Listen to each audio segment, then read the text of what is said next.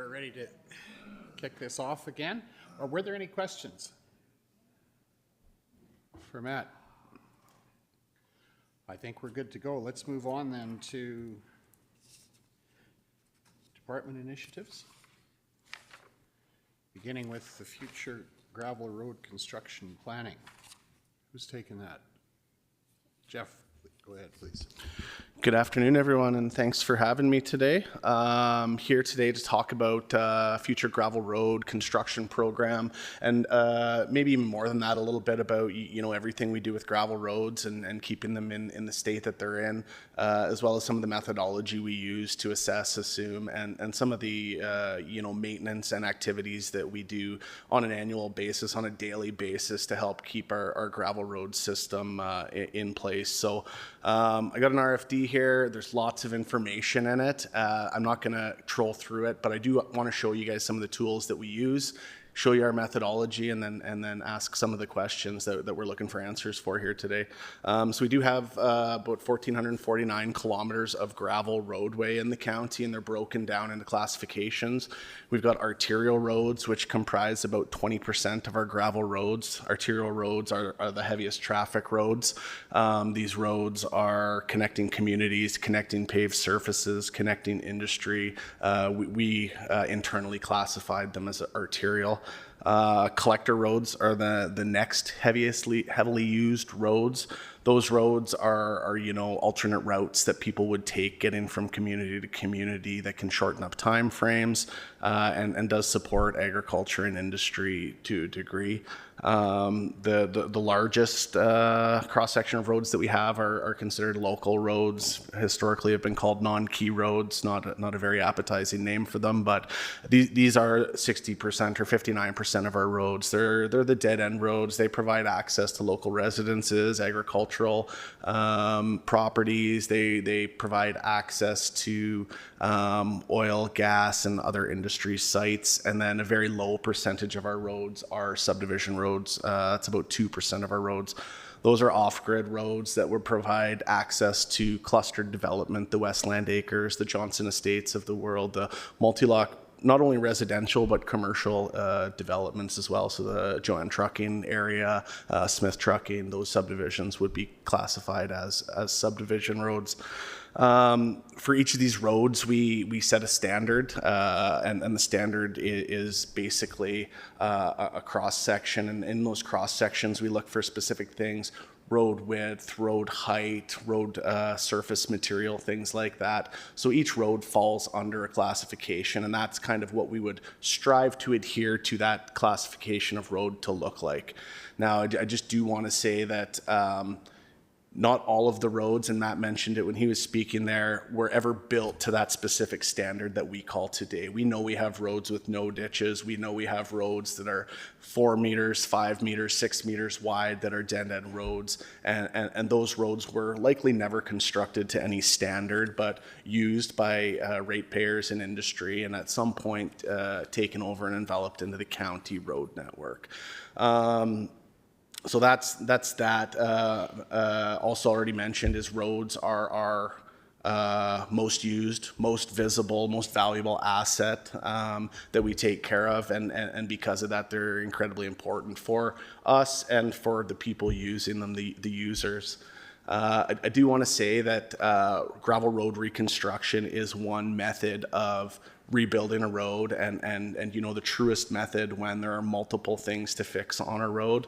But we are doing gravel road maintenance and prolonging the useful life of our gravel roads every day when we're out there. Every program that we run that concerns them, and that includes everything from daily road grading activities, snow removal activities, annual graveling, calcium program, shoulder pulls, ridge retrieval. These are all different practices that we implement to reshape a road and bring a road back to the state that is appropriate to use. And like I say, that's a daily thing. I've got my map up on my screen from my desktop here, and I just wanted to show everybody just a few tools that we use here in the interim. You know, management of these roads, there's a lot of information. I'm not going to go through it all, but I want to show you a few things. So the green roads up here are the map that was attached to the agenda as our roads that came out of our gravel road study as being identified as the highest need roads. And the next 3 to 4 years, I think up till 2030, does have some years attached to those roads when we want to tackle them. But some of the information that we use aside from the road study to decipher this, this orangish color that I just pulled up, this is all of our historical road construction. I'm not sure the exact date, but we've been collecting this data and managing this data and maintaining this data to make sure we know where we've been, what we've done there, and gives us a mechanism to kind of track through time how those improvements are holding up, how those improvements are performing. Purple's going to come up now. These are roadway concerns. So this is a layer in our geographic information system that we track. Internal staff will go out, they'll collect issues, hazards, problems on roads. We track them in the field, we take pictures, we bring them back here so we can put them on the map and we can have a better understanding of where hot spots, things like that are occurring, and also be able to track them, close them, and make sure we've taken care of the issue that was present. This color here, the darker blue is the arterial, the medium blue is collector, and the lighter blue are the local roads as identified in our classification system. So this is important when prioritizing and building into the formula that I'll talk about a little bit that we use to assess our gravel condition index on the roadways. What else do we have here? So going down a little bit more, you know, we have our rural address points in green. We can see where the population is, gives us a pretty good idea of where a lot of the traffic is. It doesn't track industry, and we know industry moves, but that gives us you know, a good cross section of where things are. And then finally, the pink dots are customer service requests from the last 10 years on our roadway system. So as you can see, when it gets clustered up, we have the ability to report on when, what time of year, what type of complaints these were. So we use a lot of this information in assessing and prioritizing what might need attention and where might need attention. Customer service requests are obviously subjective, and one of the things that we've done over the past decade we've been moving towards is planning and implementing our gravel road construction program more on an empirical data rather than the subjective data. Well, I think, they think, we think. We're actually going out and we're collecting information suitable of determining the overall state and the cross section of that road and teaming it up with some of this data that we collect. And obviously data all needs to be scrutinized, but all this data that we have in here gives us a lot of information to analyze and decide, not only where do we want to go, but what type of improvements are necessary to, like Matt mentioned, invest to prolong that useful life so the major investment doesn't come back around more often than it needs to or it should. So in 2023, the county procured Tetra Tech to perform a gravel road study and assist in budget planning. This study was done in an update to a 2012 study completed by Genevar, where it didn't have the exact same criteria, but it was similar in nature, whereas all 1,449 kilometers of the gravel road were assessed. The study information that was presented here, we internally worked with Tetra Tech to develop a road ranking criteria system.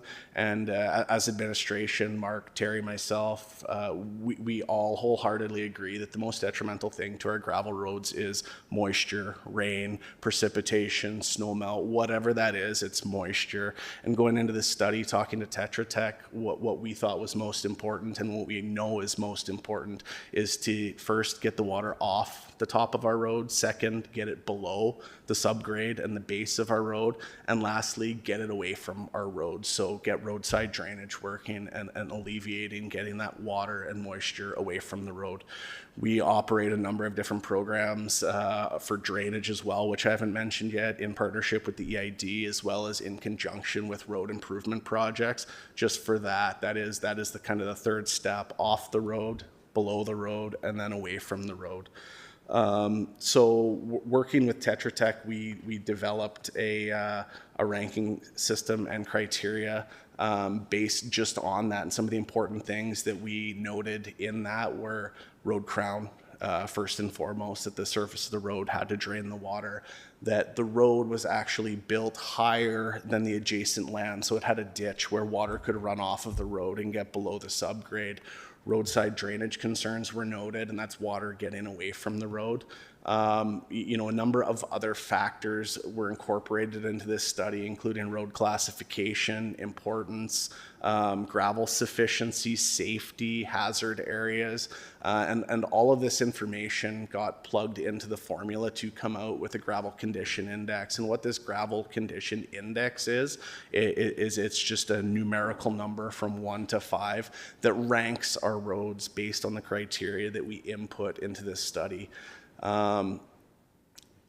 When these roads come out, again, it's not just trust all data. We have to go out, we have to verify, we have to understand. The other thing that I just want to mention quick is this changes over time. It changes, like Matt mentions, with the season, with the weather, whether it's dry, whether it's hot, whether it's wet, whether it's cold, it changes. So the future planning of gravel roadway systems isn't static. It's constantly evolving through the things that we do every day, through the complaints, through customer service requests, through the roadway concerns that are collected, and everything, all the information we gather from grader operators, truck drivers, and everything else that happens in a day. Some of the data that was collected in this study was LiDAR data for the entire road network. We collected roadway imagery every 5 meters, which is a great tool here in the office. And then all this data went in and produced the list basically of our roads 1 to 884, I think, segments they noted in here in order of how they ranked. And then we sat back down and went through them to discuss what actually developed the green lines on this gravel road construction program. Just while I'm here, and not to make things longer, I just wanted to show this image right here. This is some data, some LiDAR data collected through the study on Old Highway 1, Highway 1A between the Rolling Hills Highway and Hamlet of Tilley. This road was shoulder pulled in 2017. You can see that it is just over 10 meters wide now, but the interesting thing that you can see is it does have a crown. It has a 2 to 2.3% slope, grading each way. That's great for getting the water off, but you can see it's developing these ridges, and I think that's something that is very evident when the road surface holds water, and this helps it. You can actually see down here a little bit further the ridges pronounced where we did the shoulder pull in 2017 at this location. So in 2017 we would have came down and got all of this material, and you can see the road sloughing out again after 9 years post that. I just wanted to show this cross section to people to help understand that gravel roads are meant to be crowned. They're meant to get the road off and away from them, but over time they flatten out, they push out, and that's what all of our operations are intending to rectify and do interim fixes to get the road back into that shape where it sheds water, where it remains passable. So I thought this was just an interesting little image that I could show. What else? So if I go back to the map quickly here, I can show you that in green here, these are the roads that have been identified for the next 10 years to be in part of the gravel road construction program. 2027, we've identified a number of roads in the Rosemary Country Township Road. My computer's slow, 21.4, and a portion of Range Road 15.5 here to be completed in 2017. We have some other roads down in the Scandia Rainier area in 2028, Bow City 2029, and then down in Rolling Hills in 2030. You're going to notice a lot of other green lines on the map because, like I said, this is what we're forecasting maybe in the next 10 years, but we don't like to get too far ahead of ourselves because it's not a static data. Things change, heavy traffic change, road uses change. So we need to continually reassess that. That being said, each road that's identified here may not be a candidate for a full-blown road reconstruction program. Those characteristics of the road need to be assessed on an individual basis almost annually leading up to budget time, and that's kind of what we're getting into right now, is getting out to these 2027 roads and trying to better understand and identify the exact improvements that need to be made on those roads so we can come back and get a much clearer picture on budget values for budget later this summer.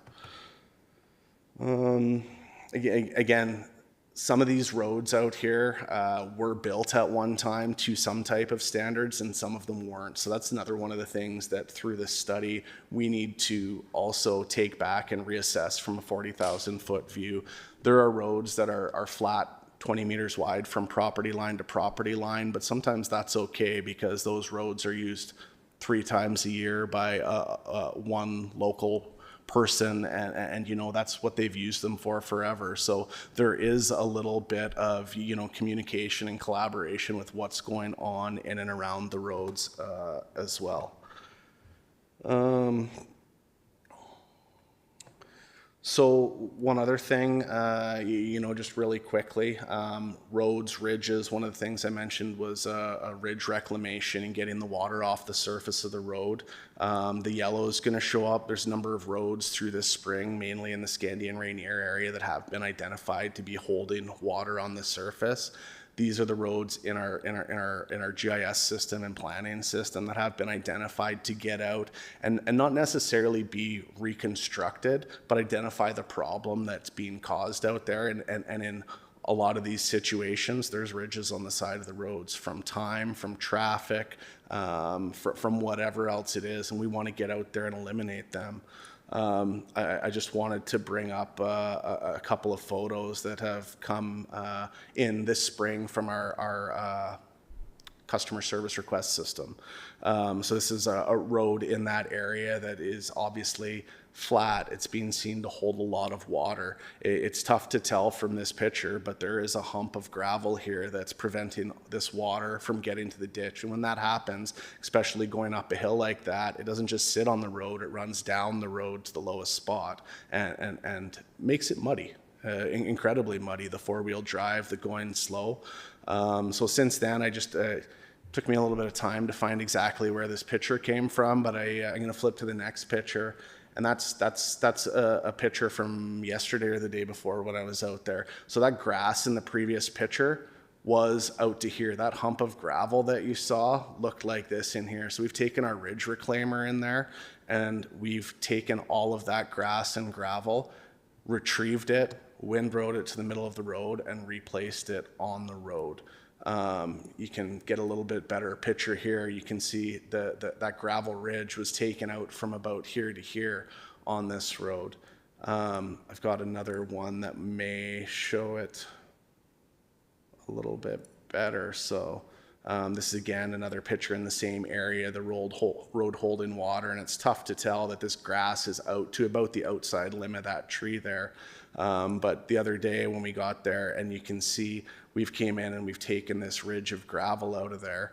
And there's a little bit better picture down the road. But like I say, that grass and gravel ridge did come out here. It looks like a wide road right now, but we're doing the appropriate maintenance activities to get that road reshaped, get the water off of the road surface. So I just wanted to point this out a little bit because I think it's really awesome what Terry and Jason and the grader operators have been down there doing here, and I'm really excited to see the outcome of it. But just to hammer home the fact that a bad road doesn't mean it needs to be reconstructed. We got to get the water off of it. We have to get the water below it, and then we have to get the water away from it.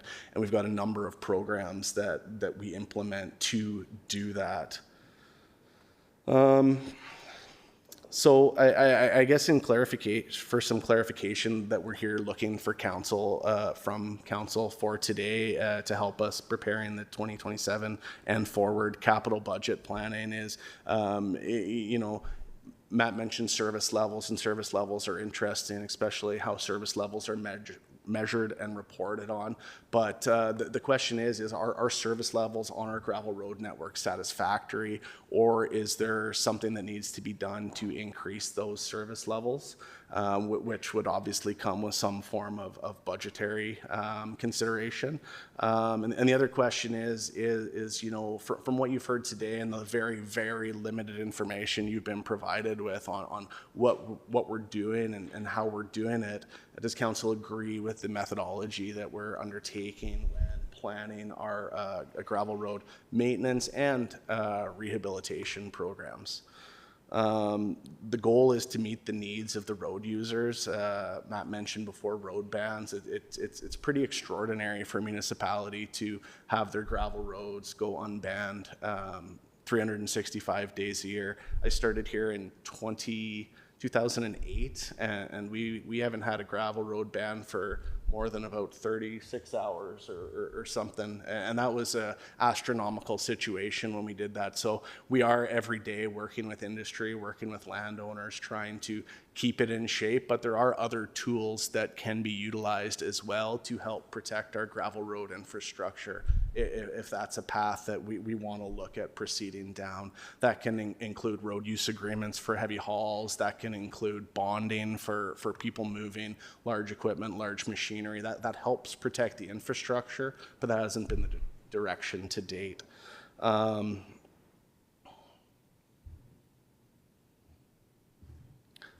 I think that's all that I'll really say, just in an effort to keep it brief. I mean, the options that we're looking for is looking at increasing budget to increase that service level. There's some pros for that, obviously. The cons are obviously funding availability, contractor timing. Not just us, not just because of where we are, but road construction companies for smaller projects. When I say smaller projects, I'm talking projects that aren't major interchanges, things around the city, things like that, a couple miles of gravel roads. It's tough. Consultants are tough to get out here, and we do everything we can to onboard consultants and get our consultants, but availability of people, consultants, and contractors is another possible con to looking at increasing that program or moving it ahead. Yeah, I'm open to answering any questions or hearing what council's thoughts are on how we're operating. Okay. Thanks, Jeff. Appreciate that update, and also the opportunity specifically to discuss the level of road service that we want to give in a good year to discuss that, because probably we've been tested by moisture, but that's always a good thing. So thanks for that. Councillor Johnson, you've got a question. Yes, so my division probably had the most complaints. We had a lot of roads covered with water. So, and what you're doing is being, I've heard appreciated comments that we're working on that. So did that occur partially because we weren't spending enough on roads, that we had all these problems in my division? Or is it was just time, but like, is this kind of thing you were just doing, which is a lot less expensive than hiring someone to come in and do a road over? Is it a measure that we should be using more often? Like, can you explain how that all kind of works together? Yeah, I can try to do that for sure. We have just recently got into these ridge retrievals in a heavy duty manner, and obviously it was brought to light with some of the rains. Are the roads, because they're in this state, needing to be rebuilt? Have they extended their expended their useful life? Pardon me. I think that was one question. I don't think so. I have a tough time, looking at a road that's built above grade, that has ditches, that has a place for water to get to. I think there's varying degrees of maintenance that can bring that road really close to a new state without going through a full-blown reconstruction. Materials in different areas react differently to heavy traffic type of gravel. I know Terry mentioned that before, but we truly do believe that if a road has a good cross section, it can likely be put back into a good usable state. We have roads.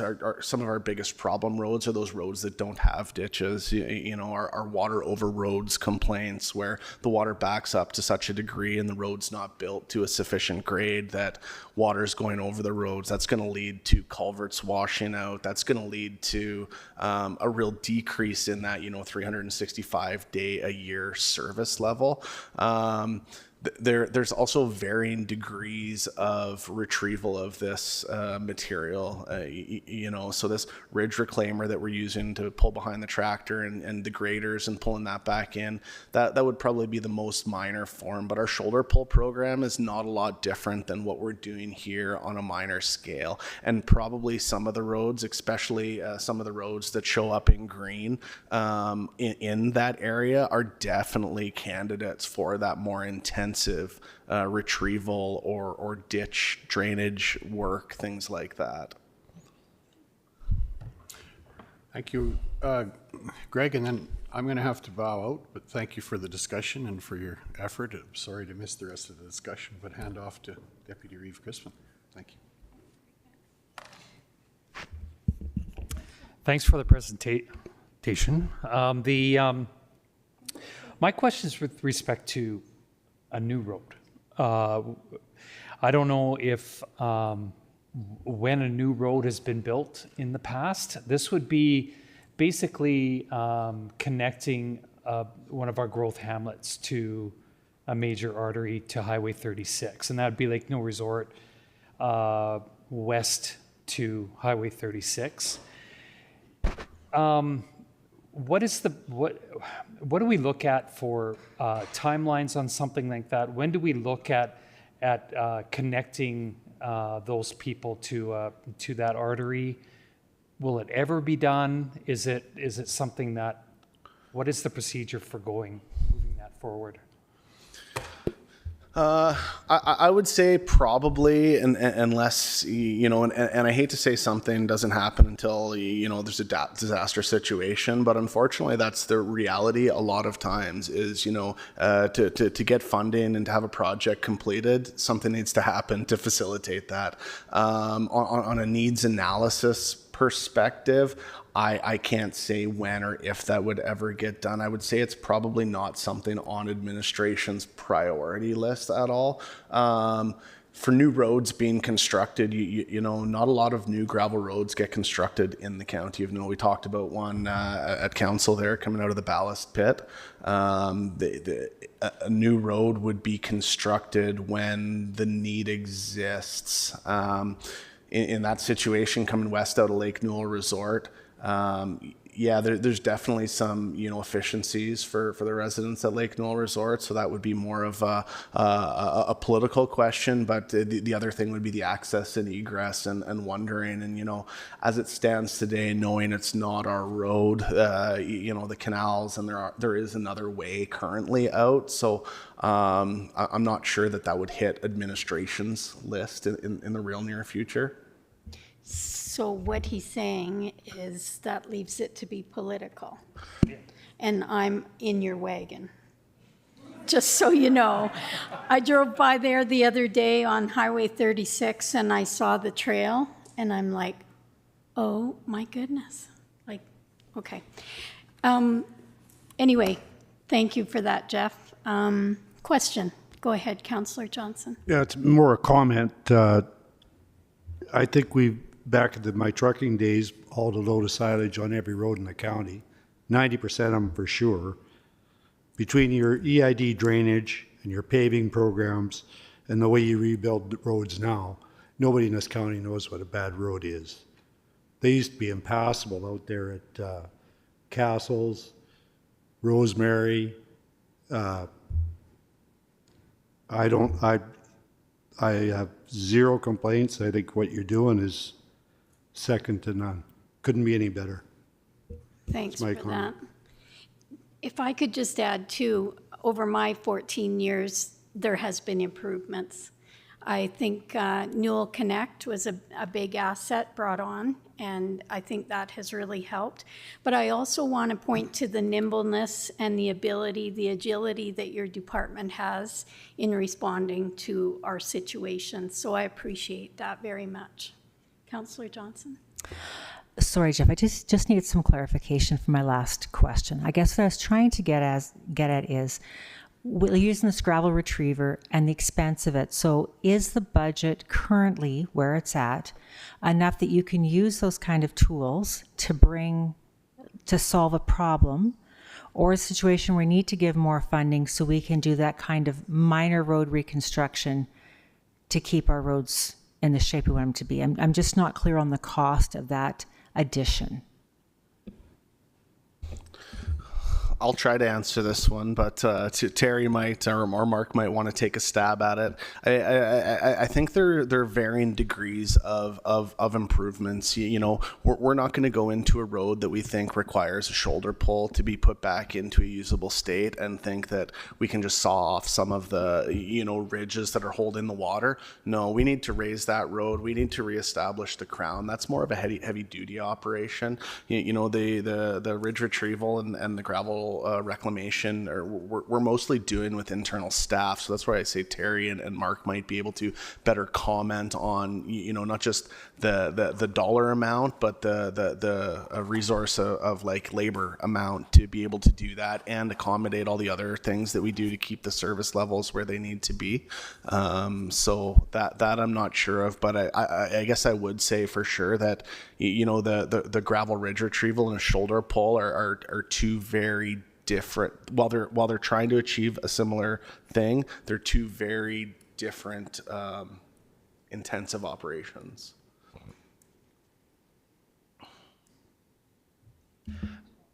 I can add further to that yes, it's a matter of staff capacity, what we have, and keeping that affordable to our taxpayers.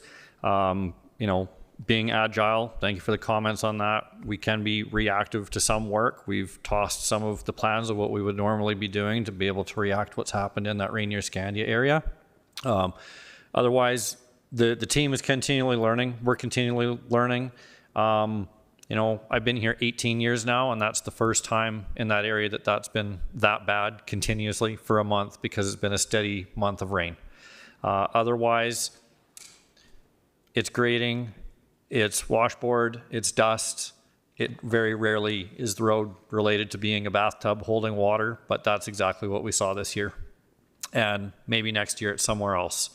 You as elected officials and us as administration, you've got over 1,400 kilometers of gravel road to maintain, and it's continually moving, as Jeff has summarized. One heavy haul can change that road overnight. That's all it takes. And to Councillor Neil Johnson's comments about our roads are excellent and whatnot, I appreciate those comments as well. I do believe that with every level of excellence we achieve, we elevate the expectation of our taxpayers. So that's not saying we should step back from what we're doing, but we need to continually keep adapting and moving with the expectations. But ultimately, at the end of the day, the decision is yours as to how much money you put towards the service levels for your taxpayers. And I think for things that come in through the avenues that council has provided, Newell Connect, telephone system, email system for us to receive those customer service requests and engage with our public, it's pretty minor. We've talked about these things, and it seems like the majority of your 7,500 people population are very content with everything that's going out there. So just to reiterate that, I think we're in a very good state. Having the information that we have from the gravel road study update with that unbiased opinion of comparing a standard across all of our roads and what they look like, just reassures us as to where we need to focus our priorities. And if that's what council supports, that's what Jeff is ultimately seeking today, as well as myself with the department. Councillor Baumgarten. Yeah, just a quick question. I think it was roughly bookended a 20% increase, give or take, to 1.8 to 2.25. Is that based on empirical, what you're seeing for recent service levels, requests, et cetera, or is it a general traffic study / observation? Or I'm just kind of curious, you're pretty comfortable that's what you need, and how much of an error bar? I know budgets are always wrong, but you're in the right spot there, or? Yeah, I think we're close to being in the right spot, capacity-wise especially. As CAO already alluded to with council, that pending what happens in Rolling Hills with our ratepayer engagement and the EID partnership, we might have to re-strategize things, and how the money goes to which program or what service level will kind of dictate. But both of those programs are improving road conditions. So it's an investment combined, just done differently, different ways and whatnot to make it work. And you know, some of the stuff that comes out from that from Rolling Hills area, some of that stuff's actually on the plan for Rolling Hills if we can get it through the EID partnership. If we don't get it, then we're going to try to work within the existing road allowance where required, because obviously people aren't going to sell land, to bring the improvement that we can, but that might be limited in what we can do. So those decisions are things that are on our plate every single day, and being an agricultural municipality with irrigation, pivots go around in a circle, trying not to impact that sort of stuff are other factors that we weigh in on when we're considering what kind of improvements can be achieved in the area. Any other questions, comments? I think everybody heard me. Any other questions or comments? Seeing none. Jeff, Mark, do you have what you need? Just looking to say that no answer is continue doing what we're doing, or is there a direct answer from council? We have an option. Okay. Let's look at the option and see if we like it.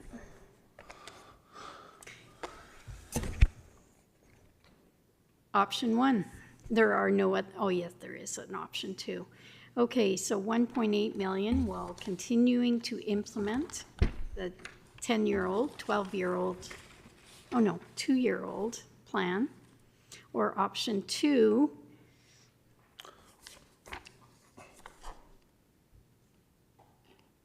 which one do you like, council?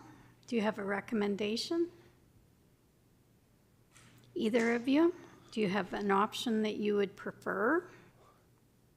Option 1 is usually the one that you prefer, but there is more money in option 2. Councillor Johnson. I really like the fact that when there was a problem in my area, that you guys were able to come in and do things to fix the situation that took some more time and effort. So would like to vote for whatever one of these options makes that happen. So I don't know if that's option 1 or 2, but that's the option I want to vote for. Okay, I'll go further with it. If council is comfortable with administration, based on the projects you see on the list, we will look at how we can best serve the ratepayers with the most effective use of the money, and those budgets may fluctuate year over year. Could go up based on the kilometers of road we intend to get done. It could go down, but we'll try to keep it as flatlined as possible for our taxpayers. In between, C.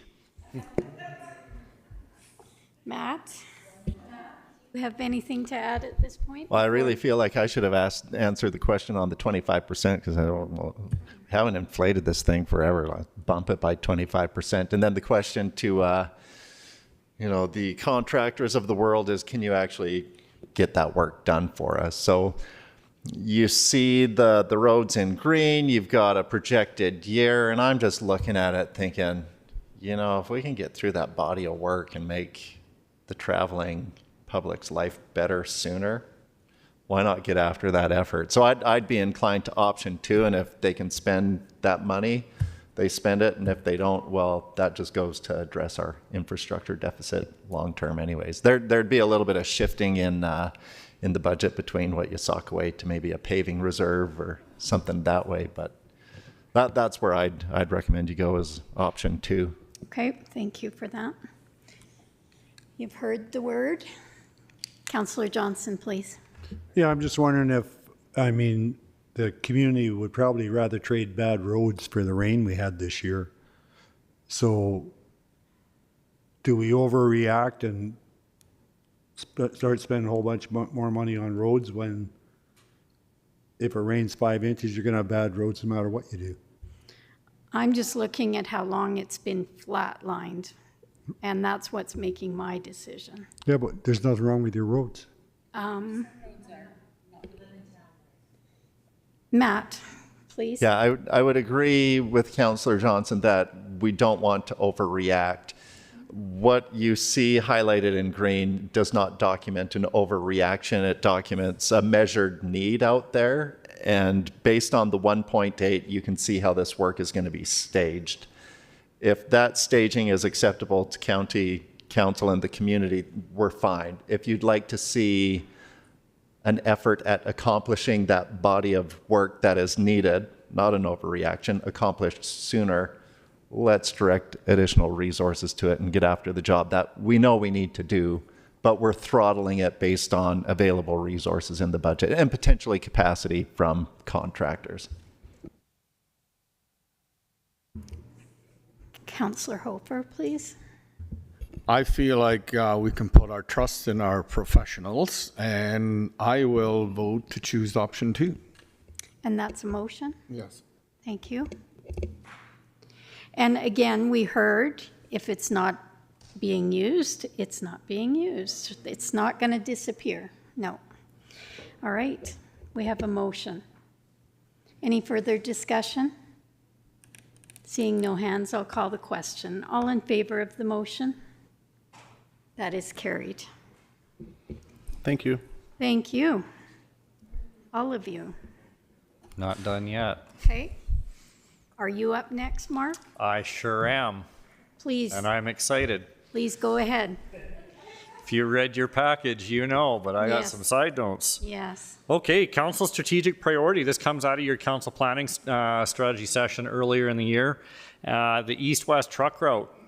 So connecting Silver Sage Road from Highway 873 going east to connect to Old Highway 1, just east of the Horizon Welding Shop.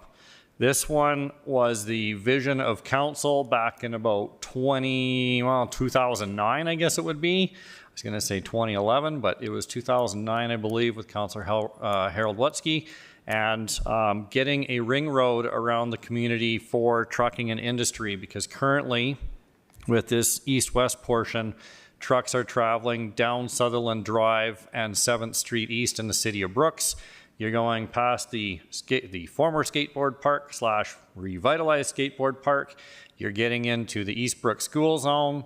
City of Brooks just allowed the Catholic school to have the lands for the old rodeo grounds facility, which there's been public money announced to fund that and fast track that school.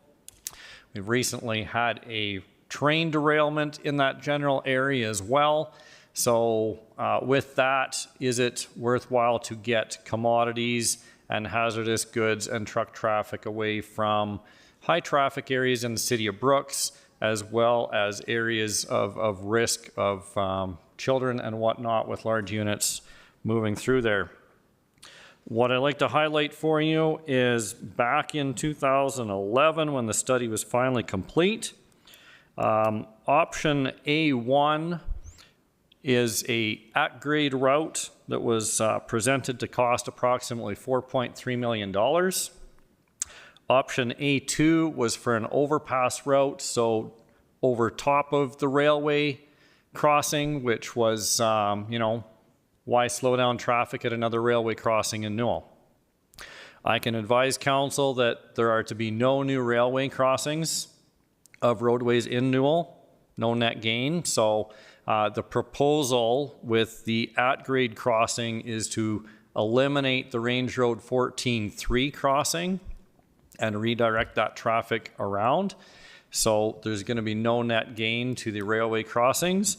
But what I'd like to draw your attention to that I did not write in this request for clarification is my calculations from the 2011 summary in the study to 2026, I believe that that at-grade crossing is going to be anywhere between $7.5 and $9 million, considering there is no existing road there. That would be a complete new build.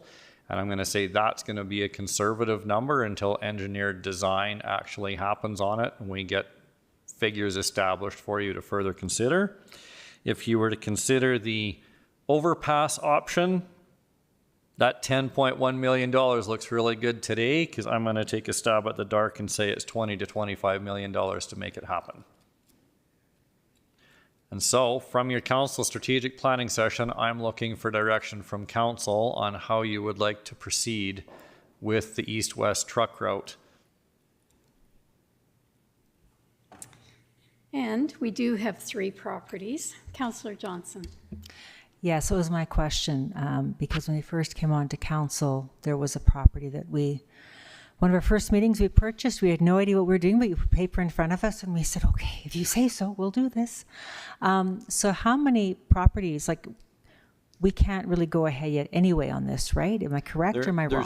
There's 3 outstanding, and that's just a matter of those properties have not come for sale. So based on your direction, administration would seek to engage and move this thing along more timely if that's council's direction. If it's to just continue to wait for properties to come available for sale, then that's when we'll do our engagement and hopefully be ahead of it on that and get it done. Otherwise, you're kind of at a standstill, but we could do an engineering assessment on it and get the design, get it all factored out, and then you can start talking about what you do with land purchase after that when you've made a decision. What would that estimate be? I don't have a clue on that, but I'm going to guess we're probably going to spend about $50,000, the same as the East Gem or the Gem Ballast Pit Road to get something designed, maybe even a bit more. Councillor Screever. Now this 7.5 to 9 million, that's a paved road? Yeah, I just went after where Alberta Transportation's costs are for various numbers and tried to apply a factor to it with cost of inflation since 2011 to come out where I'm at, and I think I could be shy on that yet. That's why I say I don't really know, but I don't know. If those numbers don't scare you away, then I'm gonna need some direction on whether we proceed to an engineering route and land acquisition or not. Councillor Johnson, to my right. Yeah, those numbers don't scare me away, but the 25 million for the overpass scares the shit out of me. The other Councillor Johnson, please. I don't care. I printed off a whole bunch of maps to try to get this in my head because there's a lot of them. So if that's the one part of it, but what about coming down from, I think it's 15-0, because that is still it's not a straight road. What's the plan on that part of it? The plan for the north-south truck route is actually to come through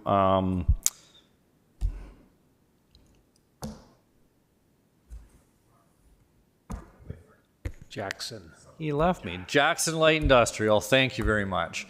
Jackson Light Industrial, come across the railway track, then deviate over to the quarter section line and come straight south until you hit Silver Sage Road here, 18-4, which will be just east of where the Boomers building is.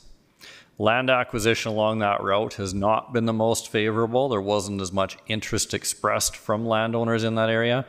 Kind of an interesting one because you talk about what can you build where potential growth and opportunity might be along a truck route. That could be one of those development opportunities for landowners in that area. There aren't many full quarter sections in that area. It is quite segmented out on how it's parceled, but that one has not been the best received routing. And the reason why that route was derived is because you have a correction line on Highway 542, Castles Road, and you have to deviate. So there'd be some segmentation that would take place on Range Road 15-0, the connector road between City of Brooks, and Range Road 15-1 as well, to have no net increase in railway crossings. But this is the one that was on council's strategic priority discussion, so that's why I'm focused on that right now. You do have the north-south in your paving priority list. We've done nothing to change those paving priorities other than the decisions from council earlier this year of 14.5, 15.0, getting some of those segments and getting our grader operators out of some of those high traffic corridor areas. So that's why this one's on the plate today, and I'm just looking that those numbers don't scare you. What are we doing with the prioritization, and what do I need to put together for you to consider in the interim budget for 2027? Okay, thank you.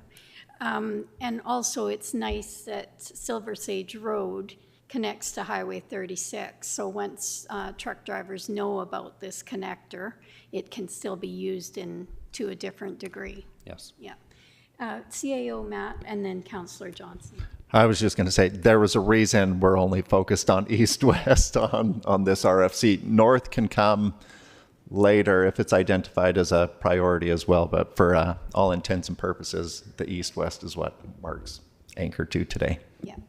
Councillor Johnson, you're good. Okay. Councillor Screever. Well, I'm definitely in favor of starting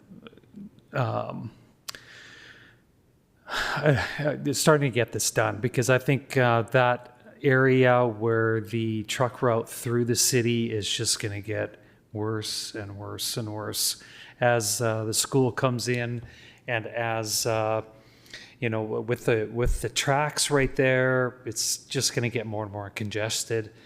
Our job is to make sure that industry can flow without too much of a hassle, and to make things as easy as possible for especially industry. So I would like to give a clear direction to administration to make this a priority and start the work on it. Continue the work. Yeah, It's been almost almost 20 years already. But let's get the work started and continued. Yeah, I appreciate that. Councillor Johnson. So to clarify, we're talking about option A1. And is that correct? And then secondly, does this money, if this project goes ahead, come out of the paving budget, or where does the money come out of? Yeah, through the chair. Isn't there a grant for that? So, and what I didn't say during the grant presentation is we're waiting till about 2029 before the county's received all of what the province owes us for LGFF capital. But you've got some room to do the engineering. You've got some room to approach landowners and lock that down. Yes, to the paving fund is potential, but Matt will be asking, isn't there a grant for that? And, maybe this is a local resource road. We'll shake those trees. Yep, Councillor Screever. yeah, and I'd like to add to that motion that it would be at the grade level.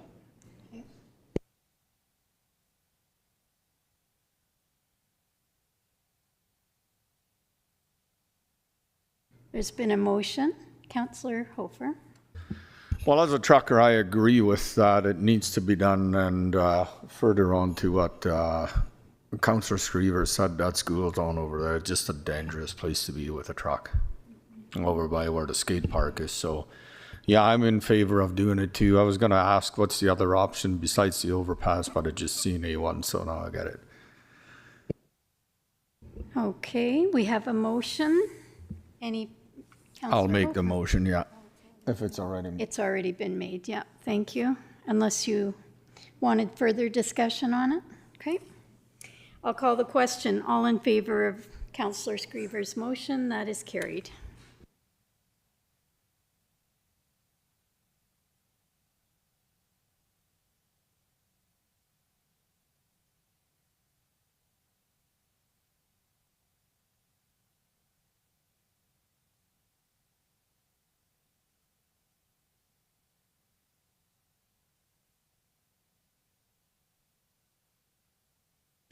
All right, through the chair, councillors, I had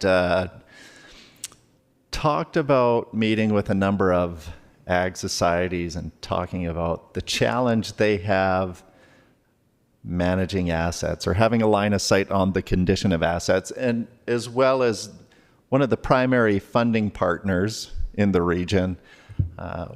County receives these requests. We've been saving. Are we saving enough? Too much?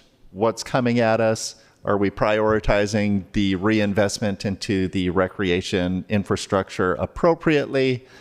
So in one of my conversations with one of the ag societies, I said, well, let me make a pitch to county council, because I could see some value administratively in having an updated line of sight on what's coming at us. And I think the volunteers could benefit from an itemized list of all of the different components that make up their rec facility, from HVAC to boilers, to go down the list, your roof, your floors, the bathrooms that need to be replaced, whatever it is, your kitchen sink.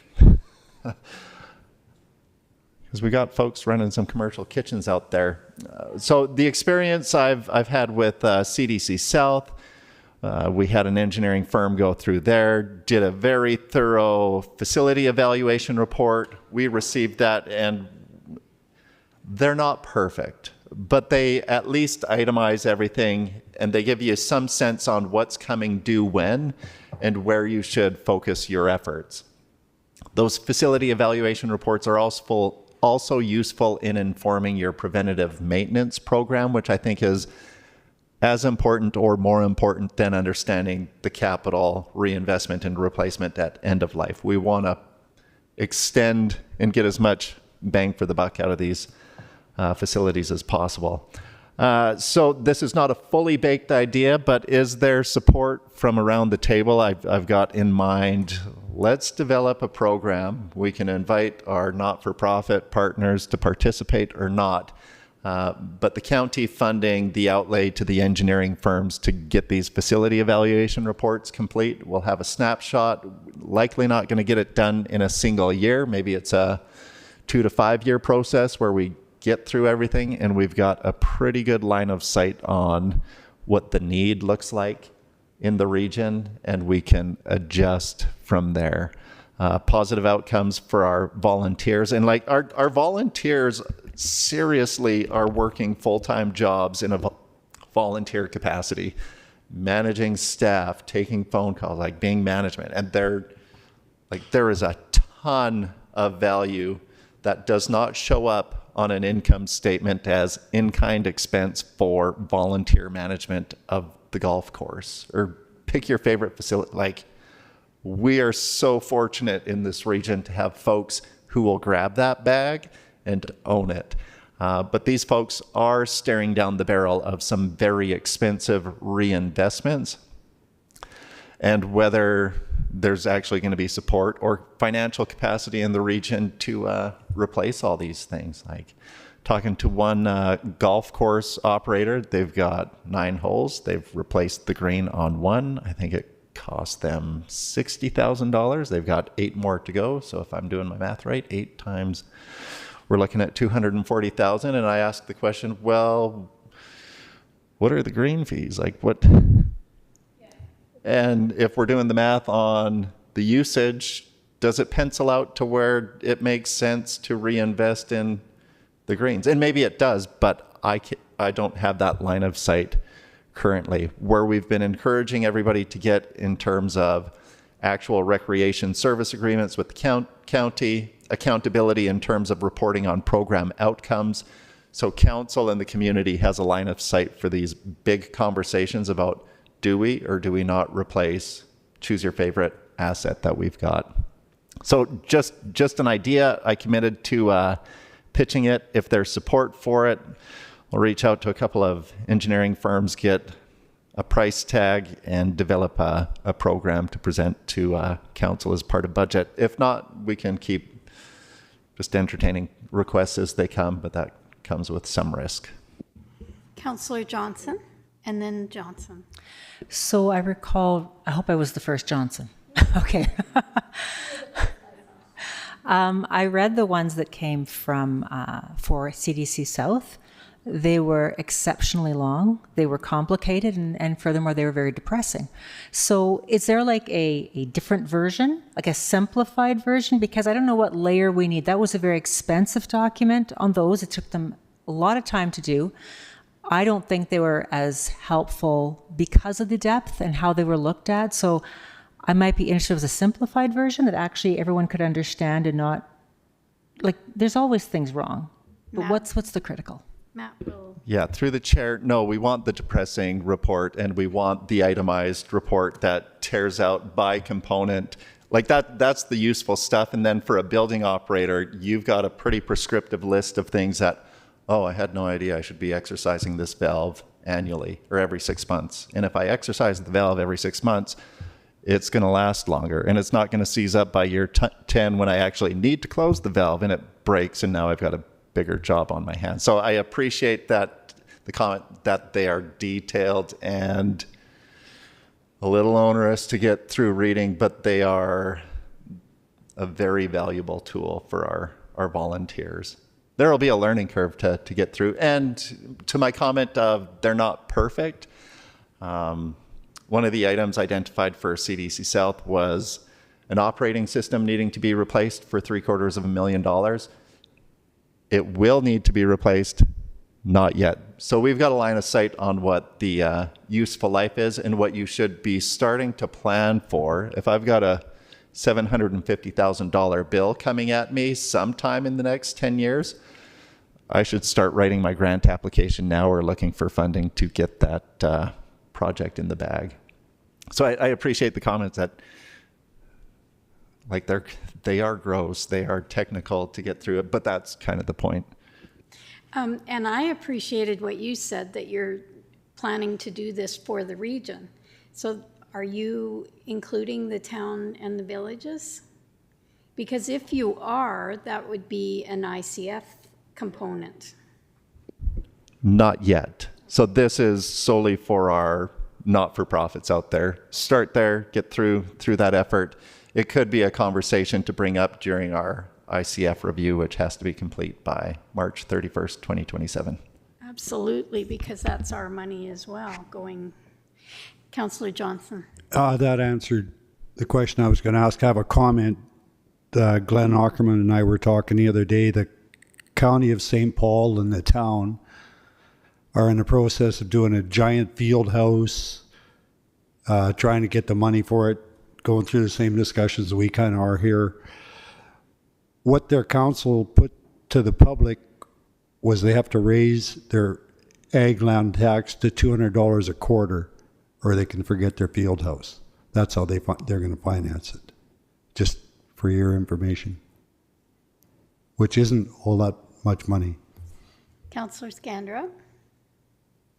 Just a comment. I remember at a conference I was at a couple of years ago now, I forget what the name of the town was, but anyway, it was put forward that some of our nonprofit organizations that have had facilities that are quite old, they could apply for federal money if they stated that they didn't have gender non-specific washrooms, so they could upgrade their washrooms, or if their washrooms weren't handicap accessible, they could get federal money to make things handicap accessible. They could also get money for their entryways if things were not handicap accessible. And so I just wonder how easy it is to get that information out to some of our nonprofit organizations.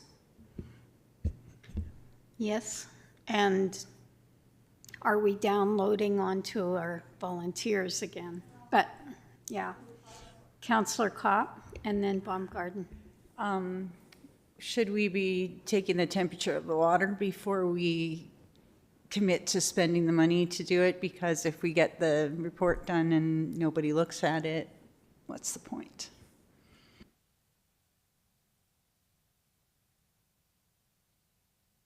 We would be looking at it, so that would be my first answer.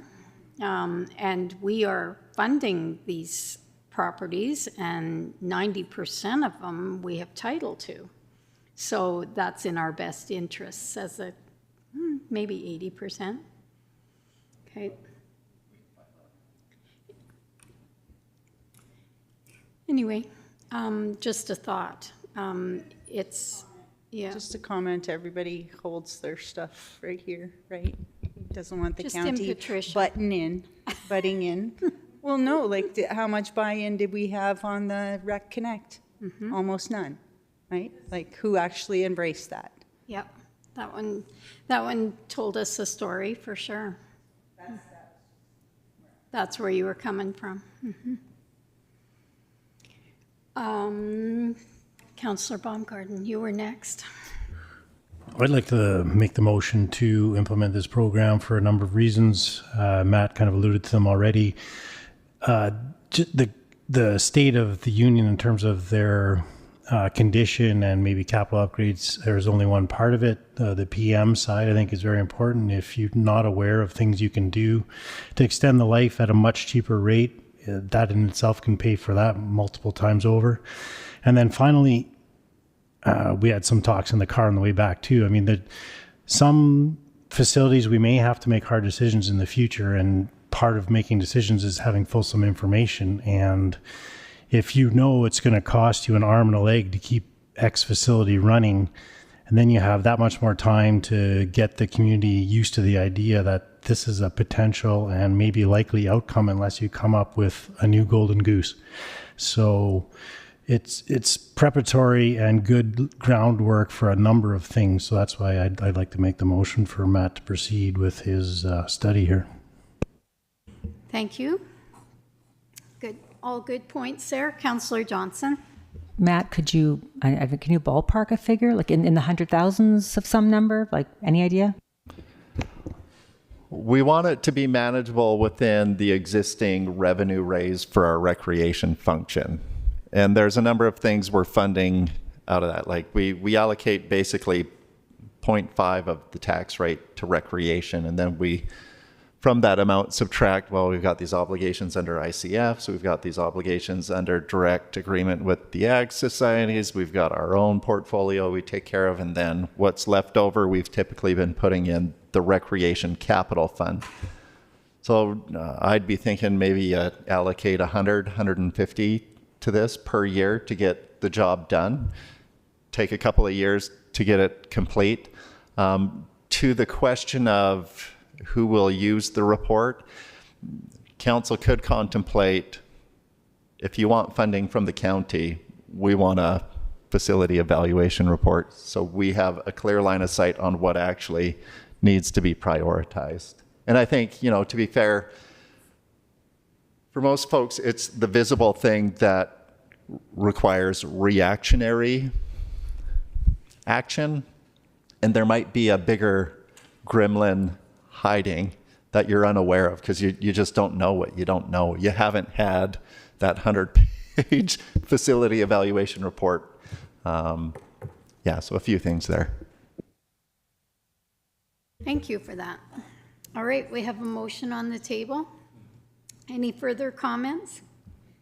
All in favor of the motion? That is carried.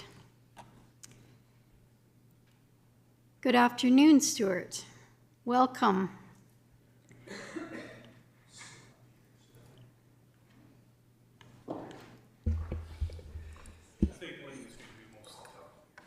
Okay. Well, and I will not be doing lots of talking because I don't know that this one needs too much talking. Mm-hmm.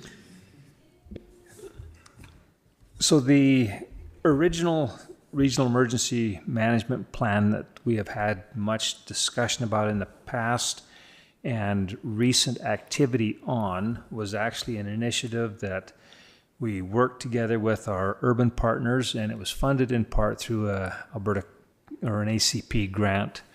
There are still some remaining components in that plan that are simply identified by placeholders, meaning there's more work to be done on those. And what we're asking council to consider is moving forward with another ACP grant that would require the support of our urban partners to continue work and progress on completing the remaining sections of the plan. One of the key components that is still a big unknown or hole in the plan right now is the emergency service, social services component, and that would be the first priority that we would like to pursue if council is prepared to support an application under the ACP program to move forward with this. So that's really the summary. If there's some further comments or consideration from council, we can address those at this point. Just a question about the ACP grant. That's 100% funded. That's not a matching or... Correct. Now, whether it would be approved to the extent that we would apply for, that's yet to be determined. Yeah, granted. Thank you. Councillor Johnson, I saw your hand. I'd like to make a motion we apply for an ACP grant and if approved, secure a contract with a service provider that has direct experience and skills in this area. Thank you for that. Wasn't expecting that. Surprise. Any further discussion? Seeing none. All in favor of the motion? That is carried. Thank you. So that would involve us approaching our partner saying, this is what the plan is. We will need the support from their councils to move forward with it. We'll be making a motion in council, I believe, for this grant. Yes, well, that would be the proper process. Yeah, and then it'll go to each other council and we'll get it in. Great, thank you. Thanks for coming in, Stuart. Okay. Council initiatives, is that where we get to talk about what we would like to do? So I would like to throw something out. I'm just going to throw it out. When we are talking about advancing our walking trail or biking trail, whatever you want to call it, I am proposing a partnership with the town of Bazzano to go from Bazzano town limits out to the Bazzano Dam. I haven't clocked it, but I'm gonna say 10K. And it would go, I'm proposing the line to go across east-west on a road allowance that we have leased out for grazing cattle. We leased it out about 6 years ago, so it's not all going to be by roadside because I think it would be about 2 miles across there. That would be, but I'll talk to you about it. A walking trail has been a long dream of Bazzano residents, and I think this would be a great location for such a. Councillor Johnson. So how much would be like within the town of Bazzano? Like how do you envision it? It just starts at the edge of Bazzano? What's your thoughts? Yeah, just on the border. The way, whenever I've spoke about it there, you know, we'll bring it to the borderline if we can, and you have to get it across the tracks and out to your property line. I mean, that's getting into the weeds a bit right now, but yeah, I think it would be a real asset for that municipality and that area for many reasons. Councillor Screever. Yeah, I do like that idea. I envision it. That is a major. It could be a major tourist attraction. Also, we can bring some tourist dollars to the area, and I'm wondering if the EID would be, as it's going out to one of their pieces of major infrastructure. I'm wondering if they would be interested in maybe joining in that. So, yeah, I'd support something like that, depending on cost and everything. But I can envision that. Councillor Johnson, is there a grant for that? Is there a way of getting any, like Bazzano's only 1,600 people, and I don't mind a path, or 2,000, whatever it is, getting some, what's that? Okay, whatever. Could we get some usage numbers, or should we get into that kind of stuff first? Because that's going to be a $2 million project. I understand And that. there's only, like even this path out here isn't bubbling with people. There's a few out there. I'm not going to bite onto that one. You build it, they will come. That is the mentality. There's no way to show usage numbers. I mean, it's just simply not going to happen. Sorry.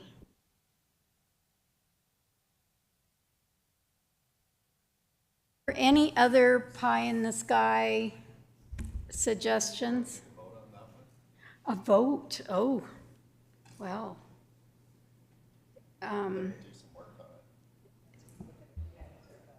see. Well, I would love to. Never thought it would go that far. So can I make a motion to have administration investigate costs of such path? And included in the 27 draft. Okay. Rough estimates, yeah. That's my motion. Councillor Johnson. Could we make another motion? Like if we're going to do pass, why would we bite on just the first one? Because Greg had an idea there before from Tillybrook, take it to CDC, or from CDC up to you'd get 10 times more usage. I'm not gonna have a peeing contest with you. I don't want either one of them. I would lose. I'm just saying that, you know, we haven't done anything on the west side. I will say that. And I just, don't put your hand up. That's all I'm going to say to you. If you don't like It's not that I don't like it. It's just that I can't see that being not well used. Okay, fair enough. It's for investigative purposes is what the motion reads, so we'll just have her revisit with it, all right? Any other further comments, for or against? Either way, I won't eat you. A Dahl subdivision wants one from Wall's Dahl subdivision into Dutchess as well.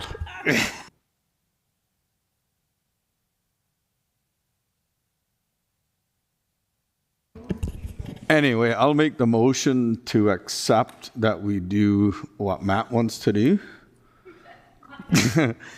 Like a study. I'll stop Without you. an approval. I'm going to stop you there. I've already made the motion. Yep.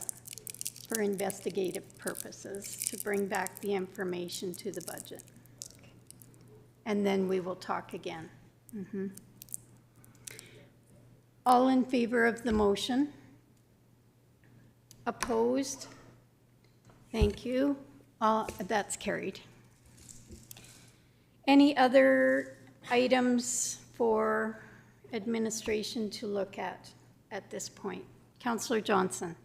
Well, I never thought of it until Matt brought it up, but utility analysis is very interesting. What did you think by that? Flesh that out for me, because that's really interesting. Well, so I'm a big fan of user pay. So if you're out on the homestead and you've put in your cistern, you've tapped into rural water, you've got your own private sewage disposal system that you invested $30,000, the county is not subsidizing your utility system privately with tax dollars. That's not the same conversation when we talk about our Hamlet services. Hamlet services are subsidized from tax dollars. Credit to previous councils and administrations. There was a huge lift shortly after I got here. I think they were charging like $1 a cube, and they bumped to $1.75, which I just about lost my lunch. I'm like, oh, wait for the pitchforks. Pitchforks didn't come. I'm sure there were some unhappy campers. And we've made progress since that time. So per cube now, I think is $2.73 per meter cubed. Anyways, these utility systems are a long play, right? So just because you have a $60,000 water break in this fiscal period, I don't believe today's users should be on the hook for that $60,000 to date. But we need to get the right formula where over time, the users of the utility system are paying for both the operating and the long-term capital replacement of those systems. So I think, on both of those lines, I think we're about 200,000 subsidized on, and don't quote me on these numbers, it's late. But there is a subsidy from all ratepayers into a smaller group of ratepayers' pockets for the delivery of treated water and the taking away of your wastewater. So I'm going to bake in a 4% utility fee increase. We've made progress, but we're still seeing a draw on taxes to fund those services. So that might be an interesting one. I'd like to make a motion that we have Matt look into doing a utility analysis. Great idea. All in favor of the motion? All right. I thought there was, guess not. Okay. Yeah. Anything else onto Matt's plate?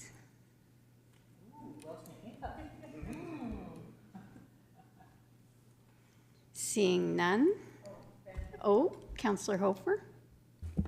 Well, what about the ATV trails? Is there any more discussion on those?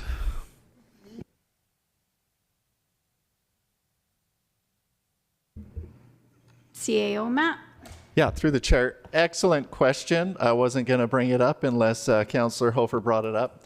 But I do think on that strategic priority identified, the first conversation, well, the first natural opportunity that's baked into our program is our fall meeting with the EID board. Is there lift for hosting this somewhere on their land? And if so, where do we go from there? But I'm amenable to direction any which way. I've flagged that one as later under strategic priorities, thinking, well, that's where we'd have that conversation. But if folks around the table want to get after that toot sweet, give the order.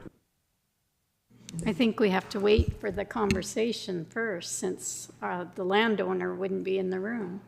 Yeah, I fully agree. That has to go to the EID. That can't be us. Yeah, we can't expend any funds on that. Yes, Councillor Hofer. So on the one A&E Racing, as well as All Season Cycle, they want to do a petition within the county just to see what the interest is, and then that might give us a better reason for pushing for it too. So, Is it a petition or a survey maybe? Because a petition is quite different. Signatures. So that's a survey then. People interested. Okay. Okay. That's, yeah. But it can start and get going, and that gives us more backbone with the EID. Okay. All right. Next meeting is August the 6th. Oh, Cal meeting. Next Cal meeting is November 18th, I think. Thank you.